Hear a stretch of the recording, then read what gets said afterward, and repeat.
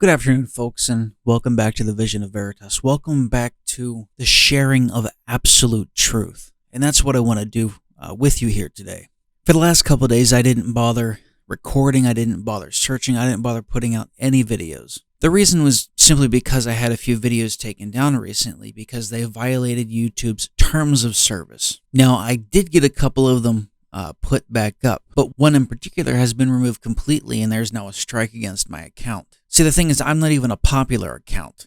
I have 8 subscribers, which is nothing. So it got me wondering and got me thinking, what is the point? If you are going to be silenced for speaking the truth, what is the point? But then again, I got to wondering, what if everybody thought that? What if everybody who tries to speak the truth and is silenced automatically shut up after they were silenced? If this happened, finding the truth and absorbing it would be much more difficult than what it currently is. So regardless, I'm not going to stop here. And if I end up getting kicked off of YouTube, I'll just go on to Rumble, which I do have videos on Rumble. In fact, I have all the videos on Rumble. But I'm going to try to stay within the guidelines, even though the guidelines are not defined clearly at all with YouTube. And when you ask them, they don't say anything back to you. But I'm going to try to continue from here and try not to let a strike happen again. But, we'll see how it goes. Today in particular, I wanted to talk about something that I think is incredibly important. In fact, I personally believe it is the most important amendment, the most important affirmation that we as United States citizens have that's defined in our Constitution. And for anybody who actually knows me, knows immediately it's going to be the Second Amendment. You see, anybody who knows our history, anybody who studies our history, anybody who actually takes the time to learn and study true history will quickly come to the conclusion that the Second Amendment is not put there for what Democrats and even some mainstream Republicans think it's there for. One of the most common mistakes is that people think the Second Amendment is there for hunting. It is absolutely not there for hunting, and here's why. Putting aside the historical documentation that it isn't meant for hunting, putting aside the Federalist Papers that expressly tell you as a United States citizen what the Second Amendment is for, putting that aside too, putting aside the personal writings of the founders that explain why the Second Amendment exists, put that completely out of your mind. Let's think about this logically and intelligently. Why would the Second Amendment not be for hunting? Think about it. The Second Amendment was written in the 1770s. What was of vital importance in the 1770s? Or in the 1700s or 1800s or even the 1600s? What was important? Feeding your family was important. Our founders would not have enshrined something in our Constitution if it was a daily necessity, if it was something that you needed to do on a daily basis for the basic survival of your family. The notion of it being enshrined in our Constitution for that purpose, it simply doesn't make any sense. Hunting would have been one of the most effective, one of the easiest ways or forms of getting game, of getting food for one's family. Now, yes, you can go trapping, you can go fishing, there's other things you can do. And while I haven't studied the predominant methods of hunting in the 1700s, what I do know is that the ability to shoot game was vital for the sustainment of the human species here in the quote-unquote New World or quote-unquote early United States of America. You see, the founders didn't think then like we think today, not even we, like certain parts of the populace think today. Something that was common sense back then is something that is not common sense today. Today, we live in a world where everything is handed to us, everything is given to us. Now, I'm not talking about working. I'm talking about basic survival, basic sustenance. It is all given to us. We don't have to go out and get it anymore. I'm not talking about going to the grocery store. Everybody goes to the grocery store. I'm talking about actually going out and physically getting your own food. We don't have to do that today. And by that realization alone, one could logically come to the conclusion that the Second Amendment wasn't written about hunting. It doesn't even mention hunting. The Second Amendment doesn't say anything about game. It doesn't say anything about getting food. It doesn't say anything about sustainment of your family. It doesn't take a genius to realize that the Second Amendment would have nothing to do with hunting. If you study history, if you take the time to look at our founding documents, when the founding fathers of this nation, when they wanted to say something, they said it and they said it explicitly. They didn't beat around the bush. For instance, the First Amendment, let's take this as an example. The First Amendment specifies rights not granted to us, but affirmed to us by simply being born here in America. By simply being born in America, you are assumed to have inherent rights. That's what the founders believed. Those inherent rights were then affirmed by our founders via the Constitution. They felt it so important that we had inherent rights that it was pen to paper, and that's what they did. So the First Amendment says this: Congress shall make no law respecting an establishment of religion, specific there, or prohibiting the free exercise thereof, specific number 2, or abridging the freedom of speech, specific number 3, or of the press, specific number 4, or the right of the people to peaceably assemble, specific number 5, and to petition the government for a redress of grievances, that is specific number 6. The First Amendment doesn't simply say, well, Congress is going to grant you the freedom of speech, and move on to the Second Amendment. No, not at all. It goes on to say that we have the freedom of speech, but it goes on to say how we have that freedom of speech. So right there in the First Amendment, you can see specifics. You can see that our founders were not a general group of people. They wanted to make sure that there were specific reasons, that there were specific outlined ideals within a much larger ideal, so we would know how to define it further on down the line. Our founders were also smart enough to realize that technology is going to change throughout time. They didn't specifically say that your freedom of the press is only with the Gutenberg press. They didn't go that specific with it because they knew that technology would change. We would have something much more fantastic or a greater reach of communication with the press later on down the line. Now, they probably couldn't even imagine what that was, but they knew that it would change down the line, and it certainly has. That's just one of the many examples that we can go into here with regards to the First Amendment. So now that we've established that there is specificity in how these amendments were defined, we can now look at the Second Amendment. The Second Amendment states this: a well-regulated militia being necessary to the security of a free state, the right of the people to keep and bear arms shall not be infringed. So you can see right then and there is nothing specified to hunting. There is nothing specified to your ability to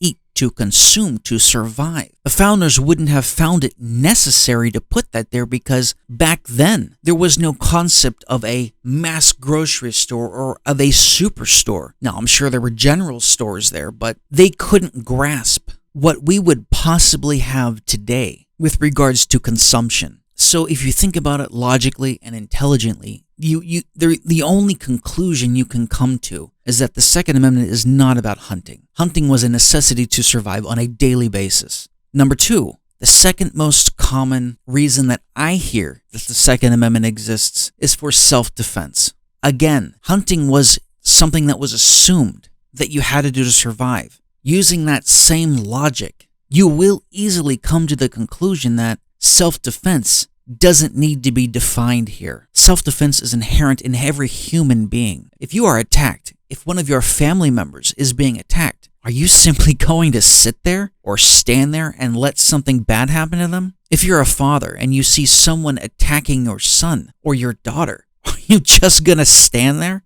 and let that happen? No. You are going to use whatever force is necessary to put down that threat to you or to your family. That isn't something that would have needed to be defined within the Constitution. That, again, that is inherent to everybody to survive. It is an innate instinct to survive. It makes no sense whatsoever that the Second Amendment would be placed within our Constitution as an affirmed right for simply self-defense. That makes no sense. And quite honestly, there is no historical backing for it. So now that leads us to really, I mean, don't get me wrong, there are other reasons that individuals have come up with throughout time, so to speak, but they're really insignificant and none of them have any basis in historical fact. Then there is the third major reason, and the third major reason is the reason why our Second Amendment was established. We know this because of our founding documents. We know this because of the Federalist Papers. We know this because of the attitudes of the time, the mentality. We know this because of historical precedent, and we know this simply because of what our Second Amendment says. And again, it states this: a well-regulated militia being necessary to the security of a free state, the right of the people to keep and bear arms shall not be infringed. That last part, shall not be infringed, that shows the true intent, the true meaning behind the Second Amendment. You see, it's not taught in history anymore, at least not in any history class that I've taken. But there was a time when the British, back in the 1700s, the late 1700s, they tried disarming the colonists. This was prior to the Second Amendment being written. But the British, the Crown, the King, he tried to disarm the colonists. Not only did he try to destroy stores of guns, but he tried to destroy stores of ammunition, of shot, of powder. He knew back then that a disarmed society can be subdued, can be controlled. Some of the worst atrocities in world history have come either immediately after or shortly thereafter a population was disarmed. That's another thing that's not taught in history, but it's very, very true. While I'm not going to get into the history and the complexity of the Second Amendment, I originally wanted to talk about this, not to do a history of it, although I do want to do a video on the history. But I originally wanted to do this video because of, specifically, because of the shooting that just so conveniently happened yet again. And before I say this, I want to preface it with saying to the YouTube gods, I am not being conspiratorial. I am not suggesting anything against your terms and conditions. What I am saying, not what I'm saying, what I am pointing out through anecdotal evidence that anybody with two eyes can see. All they have to do is follow the timelines all the way back to the early 1990s. But it's far more predominant in 2005 and beyond. But we had a piece of legislation that was, I don't want to say bipartisan. It wasn't truly bipartisan like Pelosi likes to say, like all Democrats like to say. The reason why it wasn't truly bipartisan is because backroom deals had to be met in order to get it passed. And all it takes is some very quick searching under Pelosi to find that out. But we recently had some gun control legislation passed under the guise of safety and security. Now, on the surface, to anybody who doesn't look at statistics, to anybody who doesn't understand the reason why the Second Amendment exists, and to anybody who doesn't understand the studies that have taken place that have been swept under the rug to try to prove how guns are bad when it proves the exact opposite. To those who don't look up that kind of stuff, to those who simply believe whatever CNN or MSNBC tells them, they are going to hear and see legislation like gun control passing the House, and they're going to be thrilled with it because Democrats are dancing over the graves of dead children and using dead children to pass it. Now, as I was saying a little bit ago, anybody who has the ability to see, to read, to go through the past few years and look at the timelines between proposed legislation and quote-unquote mass shootings. The definition of mass shooting has changed over the years to reflect a specific narrative to pass gun control, but we'll talk about that in another time. But to anybody who's able to objectively look at the past, we'll say decade, there is a very clear and concise proposal of legislation, the legislation on its face not having enough support to get it passed. Then out of the blue, a shooting, a mass shooting, some tragedy happens to pull on the heartstrings of Americans. That legislation suddenly has either enough to pass or enough individuals are able to be manipulated to get it to pass, even though it is against the founding documents, it is against the Second Amendment in its entirety. And subsequently, Democrats are then able to pass it. This recent shooting at the University of Virginia, it follows that exact same identical pattern, with Democrats recently being installed into power, solidifying their power in the Senate. And with said gun control legislation already passing the House, it doesn't have to pass the House again. All of a sudden, there's another random mass shooting at a university. Now, keep in mind, there was nothing whatsoever made light of in the media between the passage of the House law, between the passage of the House legislation, and now, nothing whatsoever. And now, all of a sudden, now that Democrats have their position solidified within Congress, another shooting randomly happens, bringing up the legislation that the House passed months and months and months ago with nothing happening in between, and all of a sudden there's now a reason to bring it onto the Senate floor. It's almost as though they were either waiting for something to ever so conveniently happen, so they had a reason to bring it up again, or there are other forces, unforeseen forces at work driving this kind of unconstitutional legislation. Being very careful with my words here, but y'all can read between the lines. How many coincidences have to happen for it not to be a coincidence anymore? You tell me. This is a pattern, a clear and defined pattern. And that pattern is to do one thing and one thing only. It is to disarm the citizens of the United States because of the original intent of the Second Amendment. And that original intent is this. It is meant to keep the citizens of the United States armed. If you choose to be armed, you don't have to be. There's nothing that requires it. But the Second Amendment exists. So if you want to be armed, you can. The Federalist Papers define arms, the word arms, as man-portable weapons. In other words, all small arms. It doesn't say revolvers. It doesn't say single-shot muskets like Democrats would have you believe today. If our founders didn't want to make way for new technologies that would have come down the pike, they would have specified it just like they would have specified it in the First Amendment, but they didn't. They had the foresight to realize that new technology would come down the pike. The musket of the 1770s is our quote-unquote assault weapon of today. And anybody who's listening to this, I know you just cringed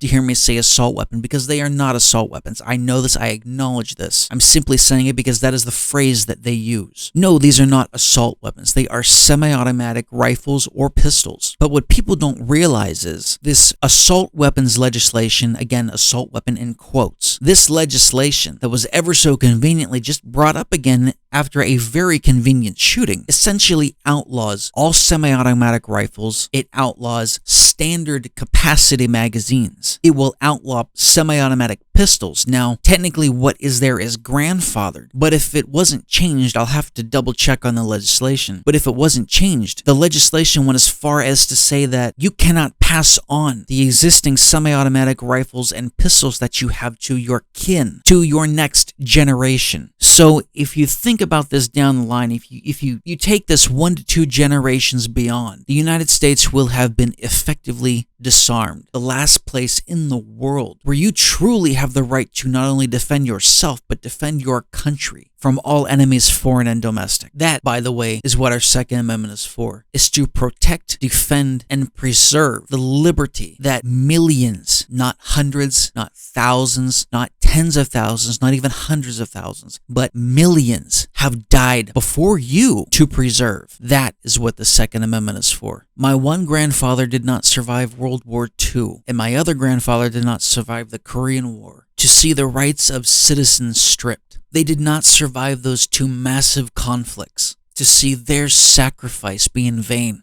And as much as I miss them, I'm glad they're not around to see this right now. These rights that you have were paid for by the most expensive commodity that exists in the world. It's not gold, it's not silver, it's not diamonds. It's blood. And you may wonder, why am I calling a human being a commodity? Well, you know what? That's essentially what we are. We're pawns, we're commodities, being corralled and controlled at the behest of individuals that we don't know and we will probably never know. But our country has survived thus far because good men were willing to die for it, were willing to shed their blood. You know, I may be incorrect about this, but I believe we are the only military force on the planet that is entirely volunteer. I may be way off in saying that. I have not looked into the militaries of each country, but we are an entirely volunteer military, and we are the only military that sheds our blood for foreign allies at the rate that we do. And that very military is the reason why here at home you still have the liberties that you do. One of the reasons anyway. But even beyond the military. But here at home, the predominant reason why you still have the rights